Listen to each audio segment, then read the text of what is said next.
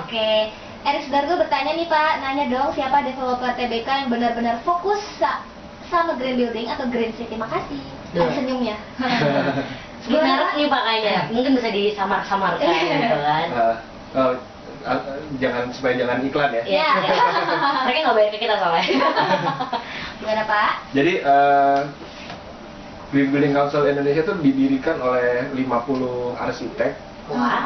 Arsitek, engineer, interior designer, landscape architect, kemudian ada property consultant dan lain-lain. Ini semua professionals. Kemudian kita merangkul 21 perusahaan.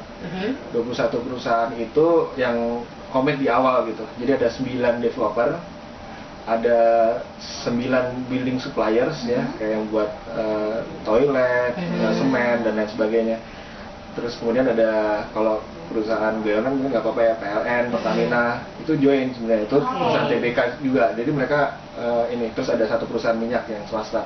Nah bisa dilihat lah di listnya gbcindonesia.org itu 9 developer itu cukup besar-besar ya, komitmen terhadap councilnya ada, tapi untuk proyek-proyeknya juga mereka sudah mulai terinformasikan lah, dan banyak juga mereka malah justru memberi masukan ke council gitu loh, termasuk building suppliers, karena banyak building suppliers yang selain dia juga perusahaan asing, dia juga ekspor gitu. Jadi itu banyak sekali perusahaan-perusahaan TBK yang ada di situ. Selain itu kita punya 100 anggota, selain dari 21 pendiri itu 100 anggota yang memang ingin satu berkontribusi ya, kan nggak selalu kita yang punya knowledge-nya. Yang kedua ya mau belajar sama-sama gitu. Gitu. Lanjut lagi pertanyaannya Beb. Dari John Parapa. Nah, yang bisa jadi green city percontohan di dunia itu di kota mana aja Pak? Kira-kira? Kebetulan baru aja ada namanya Green Local Government Award gitu ya. Saya nggak ingat tepatnya ya, nanti coba saya lihat lagi. Salah satunya yang dinominasikan Jakarta dari sisi peraturannya, dari sisi policy sebenarnya. Nah itu ada beberapa kota-kota yang di-highlight di situ, San Francisco contohnya, Sydney, Melbourne gitu.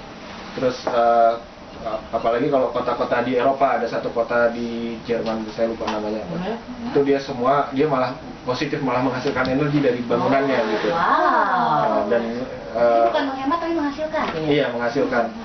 Dan di sana ya, di negara-negara yang sudah maju, sayangnya di Indonesia belum ada, dan namanya sistem smart grid. Jadi kalau kita misalnya rumah kita lah, kita ambil dari contoh kehidupan sehari-hari, rumah kita tuh dipasangin solar panel, kincir angin mungkin nggak terlalu gede anginnya kalau di Indonesia, solar panel misalnya, terus kita menghasilkan energi. Jadi kalau siang meteran PLN-nya kebalik gitu. Justru kita jual listrik. Kalau di sini belum ada, belum bisa. Itu sistem smart grid istilahnya ya. Nah itu juga bisa dihasilkan oleh bangunan-bangunan yang besar, bangunan komersial gitu, yang disebut zero energy building atau energy efficient building. Itu biasanya mereka konsumsi energinya kecil karena bisa di offset, di share gitu beban energinya. Indonesia soon mungkin? Ya mudah-mudahan sih, itu kan policy jadinya. Kalau pemerintah harus campur tangan juga ya? Iya, itu yang ditunggu sama developer dan industri sebenarnya, insentif dari pemerintah gitu. Kalau sekarang insentif baru untuk memasukkan impor nih ya, barang-barang yang bersertifikat green. Selain itu belum ada insentif lain. Iya, ada lagi ya Pak ya? Boleh ya pertanyaan lagi? Boleh. Ini dari Yoyo BL. Berapa sih harga sertifikasi untuk satu gedung Pak? Itu bervariasi. Nah kita tuh kita bicara yang dari rumah tinggal dulu ya, kan kita udah punya 3 sertifikat. Satu sertifikat untuk new building kita sebutnya, bangunan baru. Yang kedua yang sudah juga diluncurkan dan lagi diuji coba itu untuk retrofitting, artinya renovasi bangunan lama gitu.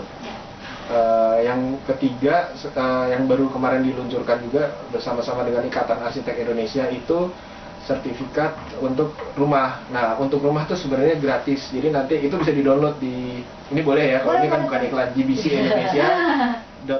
Tadi juga udah aktif nanya ya, kelebihan dan kekurangan green building atau green city itu apa aja Pak?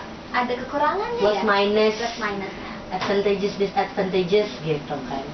Ya harusnya kalau sesuatu yang baik yang diintroduce ini kan lebih banyak ke kelebihannya ya. Saya sebut kekurangannya dulu. Orang punya persepsi ya, persepsi bahwa green building ini mahal. Satu, kemudian yang kedua kemudian timbul yang istilahnya greenwash atau upaya-upaya yang dilakukan orang untuk menjual satu produk atau suatu image-nya dia gitu. Branding gitu. dong ya Pak. Jadi negatifnya ke arah situ. Keuntungannya sih banyak. Dari sebenarnya kalau kita tinggal di satu fasilitas yang menggunakan konsep green building, satu kondisi dalam bangunan itu lebih baik, jauh lebih baik gitu ya. Kemudian secara operasional, secara biaya operasional, dan itu sudah terbukti sebenarnya, tapi bangunan itu tidak disertifikat. Jadi ada satu klien saya yang dia mendaur ulang air, dia penggunaan energi rendah, terus service charge-nya juga ikut turun gitu loh. Jadi di offset juga ke tenan-tenannya gitu. Nah sekarang kalau developer atau orang yang membangun fasilitas atau membangun sesuatu tuh sekarang udah mulai konsumen yang menuntut gitu, udah mulai dicari gitu loh. Itu yang memang harusnya sih dari konsumen gitu. Kalau Anda seorang pengambil keputusan baik di rumah tangga maupun di kantor, ya kalau udah mulai berpikir ke arah situ, bahwa untuk cari sekolah aja sekarang semua sekolah sekarang pakai AC. Dulu waktu saya sekolah AC alam ya Pak? masih terbuka. AC-nya angin sepoi-sepoi ya? Iya. Emang lo udah pakai AC? Belum. Sama. Kita kan 70 juga. Salah kaprah kan. Iya. Jadi sekolah yang bertaraf internasional salah satu ininya AC, padahal kan AC bukan itu yang diukur. Aneh gitu. ya. Mungkin karena kalau AC kayaknya belajar lebih gimana, padahal nggak itu poinnya. Oke, semakin tajam dan dalam ya diskusi kita hari ini. Tapi kayaknya kita mau minta uang dulu sama meja deh. Because it's all about the money. It's all about the money. Dan tentang getting opportunities from green building bersama Pak Tio Prasetyo Adi, Managing Director PT Pandega Design WH5, dan udah mau kelar ya dikit lagi. Tapi masih banyak pertanyaan juga nih. Kita langsung bahas aja kali ya. Yuk. Dari mana dulu? Dari tadi, Tadi kita sudah ngomongin seputar greenwash udah ya Pak ya. Iya. Tadi udah yang cuman imaging aja ya Pak ya. Tapi kalau melihat perkembangan bagus atau enggaknya pembangunan green building atau green city, sebenarnya tuh alasan para developer membangun bangunan hijau itu apa aja? Tadi dari segi konsumen kita udah. Kalau developer gimana Pak? Ya, yang pertama memang harusnya green building itu lebih hemat. Jadi secara operasional kan yang mau dihemat kan biaya energi, air, itu semua ada biayanya. Mana sekarang kita sudah sangat disubsidi gitu, begitu besar disubsidi. Nantinya makin lama kan subsidi itu akan berkurang atau sumbernya juga berkurang, jadi harus mencari sumber daya lain gitu. Itu kalau nggak dipikirkan dari sekarang, nanti begitu beberapa tahun lagi lama-lama biayanya makin lama makin tinggi gitu operasionalnya. Walaupun capital cost-nya juga banyak orang yang bilang lebih mahal, tapi ada beberapa proyek yang belum selesai juga, tapi yang saya kerjakan itu dengan biaya yang sama, bisa dapat sertifikasi green building dan dengan performance yang juga baik gitu. Jadi sebenarnya intinya adalah penghematan baik dari sisi pembangunan maupun operasional. Nah kalau ngomongin cost nih Pak ya, dilihat dari cost sendiri sebenarnya berapa yang lebih tinggi sih Pak kalau ngomongin biaya pembangunan green building atau green city dibandingkan dengan tadi yang udah kita bahas di awal, conventional building. Kalau cost of investment-nya lebih besar, bagaimana dengan cost maintenance-nya? Dan berapa lebih kecil dibandingkan cost maintenance untuk conventional building? Jadi mungkin kita lagi ngomongin comparison nih antara cost di green building dan juga conventional building. Biaya pembangunan dari 0 sampai, tergantung ratingnya, dari 0 sampai tak terhingga. Tapi rata-rata itu udah merinding sendiri dengar tak terhingga. Ya, lanjut. Kalau kita menekankan ke teknologi itu biayanya bisa sangat tinggi, atau barang-barang impor, solar panel kita belum bisa produksi, tenaga angin yang kurang dan lain sebagainya, atau alat-alat yang canggih-canggih gitulah, monitoring. Tapi dengan desain pasif sebenarnya bisa. Desain pasif artinya kita melakukan dengan dari awal gitu, desain dari awal bahwa kita ingin bangunan itu seperti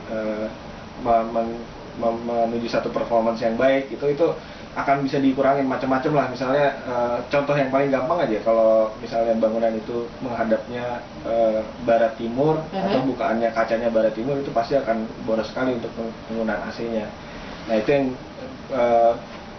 bisa dikurangi dengan macam-macam, dengan material kacanya atau dengan desain yang arah yang barat dan timur itu lebih solid atau lebih tidak tembus cahaya dan panas gitu dan sebagainya.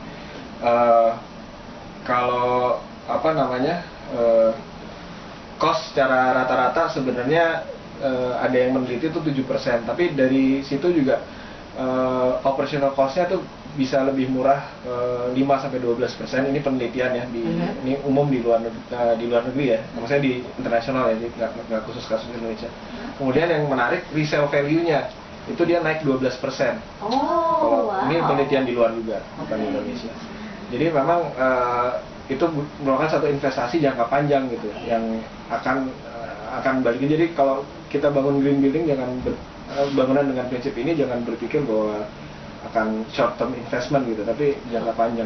Long term investment ya. Menjawab pertanyaannya Ina Andrina nih ya, bila gedung tersertifikasi green, apakah ada keuntungan secara finansial juga? Ternyata investasi jangka panjang ya Pak ya? Iya.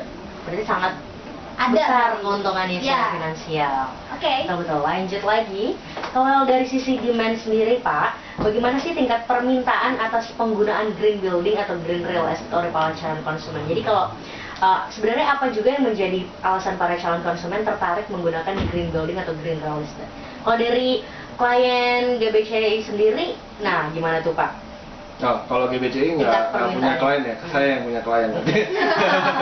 Jadi anggota-anggotanya, perusahaan-perusahaannya. Nah, demand sendiri sayangnya masih belum sebesar yang kita mau ya, karena orang masih cari fasilitas yang sekarang orang lihatnya harga semua, harga dulu gitu ya, mau rumah tinggal. Jadi orang belum mau bayar premium. Ini di mana-mana, nggak cuma di Indonesia. Belum mau bayar premium, even bahkan 5% lebih mahal misalnya kita mau nyewa kantor apa. Jadi harga itu tetap harus bersaing, atau cost harga jual tetap harus bersaing. Nah sekarang tuntutan tuh banyak dari multinational company, MNC, karena mereka punya policy di perusahaannya untuk menyewa, dan mereka udah tahu benefitnya, keuntungannya. Untuk itu nggak hanya finansial, tapi orang yang sakit lebih jarang, itu produktivitas naik dan lain sebagainya, itu terbukti di negara-negara lain. Nah itu yang sekarang kita perlu sadari. Tadi yang masalah sekolah yang saya sebut juga sama gitu loh, bahwa sekarang demand tuh harus datang dari kita, dari masing-masing orang gitu. Kalau ada yang anaknya sekolahnya ber-AC, bisa mendorong dari komite sekolah misalnya dan lain sebagainya. Tapi ya itu harus proses ya, harus panjang juga gitu, dan harus timbul pemimpin-pemimpin di mana ya kalau konsumen itu di-drive oleh masing-masing individu dan perusahaan-perusahaan besar biasanya gitu. Oke. Sip, nanti abis ini kita akan mendengarkan secara langsung tren atas green building atau green city di masa datang menurut Pak Tio. Iya. Dari kawasan bisnis Sudirman, Jakarta, Anda masih mendengarkan Green Nation. We're still talking about getting opportunities from green building bersama Bapak Tio Prasetyo Adi selaku Managing Director PT Pandega Design Wiharima. Langsung aja Pak, tren atas green building atau green city di masa mendatang akan seperti apa? Ya, jadi kita menginginkan bahwa gerakan ini bukan jadi tren. Artinya lama-kelamaan harusnya Green Building Council atau organisasinya maupun standarnya itu akan makin lama makin hilang justru. Artinya apa? Artinya orang sudah mulai positif gitu. Itu yang sebenarnya yang diinginkan. Ya mungkin tidak akan terjadi dalam 30 tahun ke depan, akan susah gitu. Tapi lama-kelamaan harusnya ini akan menjadi satu praktek yang paling basic gitu. Itu sebenarnya itu harapannya Pak. Harapan. Nah, kalau kita bicara ke depannya banyak sekali yang akan harus dicapai. Artinya bangunan-bangunan yang saya bilang tadi udah yang kita sebut konvensional tadi lah, yang dibangun antara tahun 70-an sampai sekarang yang tidak mengikuti konsep itu harus di retrofit. Artinya apa? Artinya ada untuk menarik untuk memenuhi demand yang akan datang gitu ya. Artinya apa? Artinya ada peluang juga di sana gitu loh. Peluang artinya kalau di banyak tempat di Indonesia sebenarnya juga sudah ada bridging financing apa namanya, bantuan keuangan apapun bentuknya gitu, dengan bunga yang lunak untuk hal-hal seperti itu sebenarnya sudah ada gitu, mekanismenya yang mungkin belum terlalu memasyarakat. Jadi tapi masyarakat juga harus mencari informasi sebanyak-banyak ya. Iya, karena ternyata di mana-mana ada infonya ya Pak. Ada. Oke, berarti sudah semua pertanyaan dijawab sama Pak Tio. Pertanyaan dari Federasibu juga udah semua ya. Ada yang ketinggalan nggak ya Beb? Udah semua ya? Belum. Ada lagi yang baru? Mungkin closing statement deh dari Pak Tio sendiri tentang green building di Indonesia. Ya, sebenarnya green building ini adalah merupakan gaya hidup, karena kita setiap hari kita tinggal menggunakan fasilitas bangunan di rumah, di kantor gitu, apalagi masyarakat perkotaan ya, di tempat kerja, terus di industri, pabrik dan lain sebagainya. Nah, kita juga harus lihat dari dari diri kita sendiri, sebenarnya hidup bersih, hidup dengan membuang sampah tidak sembarangan atau mengurangi produksi sampah kita atau sampah yang lebih banyak organik. Sebagai konsumen kita punya suara juga gitu ya. Kemudian hemat air, jangan membuang-buang air, penggunaan lampu, listrik dan lain sebagainya, yang intinya adalah untuk mempertahankan keberadaan manusia di muka bumi, artinya kesehatan kita makin baik dan lain sebagainya. Ternyata dimulai dari diri kita sendiri dulu ya Pak ya. Dimulai dari apa yang kita konsumsi, kebiasaan-kebiasaan juga harus mulai dibiasakan go green. Dan dimulai dari sekarang. Nggak harus pemerintah, dari diri sendiri dulu ya Beb ya. Iya betul. Besok aja nggak usah ditunda-tunda. Detik ini juga. Oke, seru banget nih obrolan kita hari ini, Getting Opportunities from Green Building. Terima kasih sekali lagi Pak Tio Prasetyo Adi, Managing Director PT Pandega Design WH5. Ya, sukses untuk perusahaannya dan juga untuk GBCI-nya juga. Ya, thank you juga untuk yang udah bertanya. Semoga aja talk show hari ini bisa mendatangkan